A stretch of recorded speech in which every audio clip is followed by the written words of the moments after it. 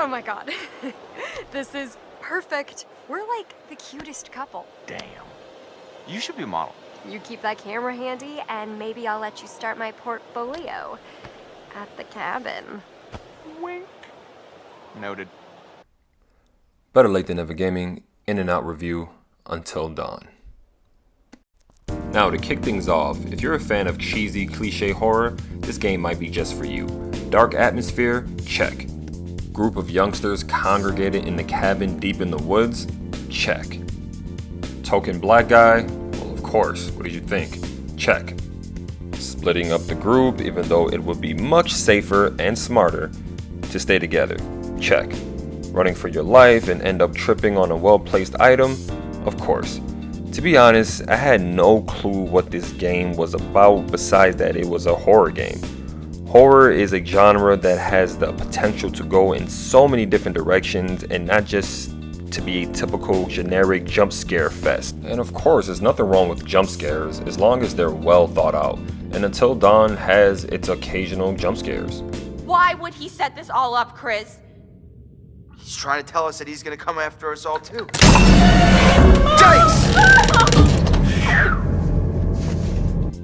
Now, Until Dawn's story is nothing amazing, I don't think. It's cool for what it is, but I actually found myself wanting to know more to fully understand the story, which I don't do at all when it comes to games. Whatever the story is trying to convey, I stick with that, and I rarely do anything extra to gain more insight on the story.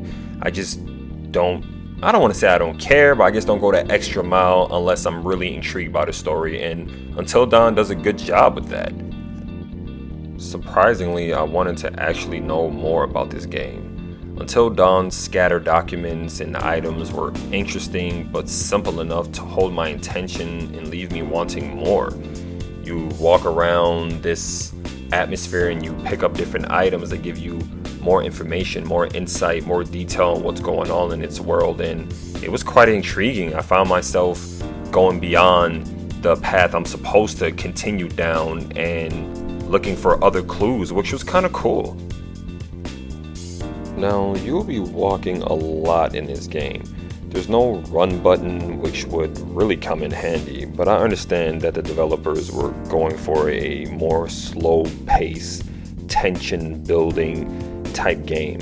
It is a horror game, so I gotta give them that. If you're running everywhere and be able to run here and run there, it would kind of kill the mood. So it's not a deal breaker, but it would be nice to have something you can actually jog or something like that. And again, it's not a deal breaker. It's not a big deal that they don't have a designated run or jog button. It's all right. I just preferred it. Trying to get from point A to point B kind of drag sometimes, going back and forth, things of that nature. Just would have been nice to speed up the process. But again, I'll repeat, it does not kill the game at all. It just would have been a nice little feature. Now to the gameplay, this game does include QuickTime events, which I'm not really a fan of in general in any game, but they kind of implement a twist with the QuickTime events in this game, so it's not too bad. The QuickTime events in this game is kind of a risk-reward type situation. You can either take the safe but slow route or the fast but risky route.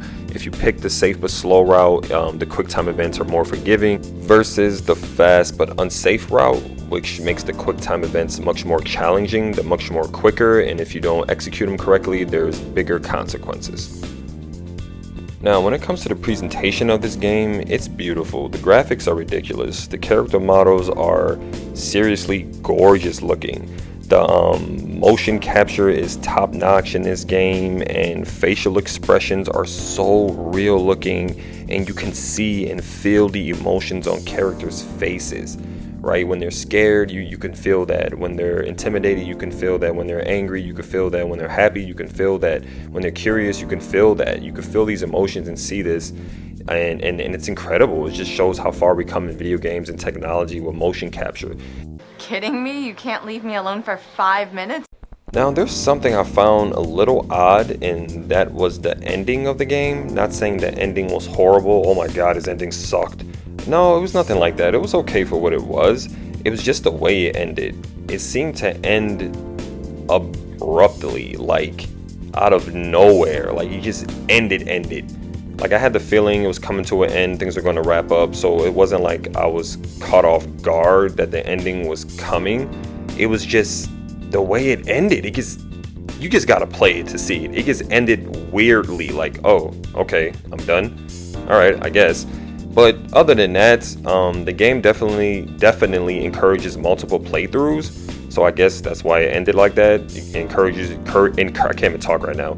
Encourages you to go back and play again, which that's not my style, but for people who like going back to games, yeah, it offers a lot. You can make different decisions and see the outcomes of multiple decisions and things of that nature. So yeah, multiple playthroughs for sure. It's cool. Wrapping things up, overall I enjoyed the game. Wasn't bad at all, man, for what it was. So for my rating of Yoga Lame, Yoga Yup, Yoga Fire, Yoga Flame, I'm gonna give it a Yoga Fire. It was good. Go check it out.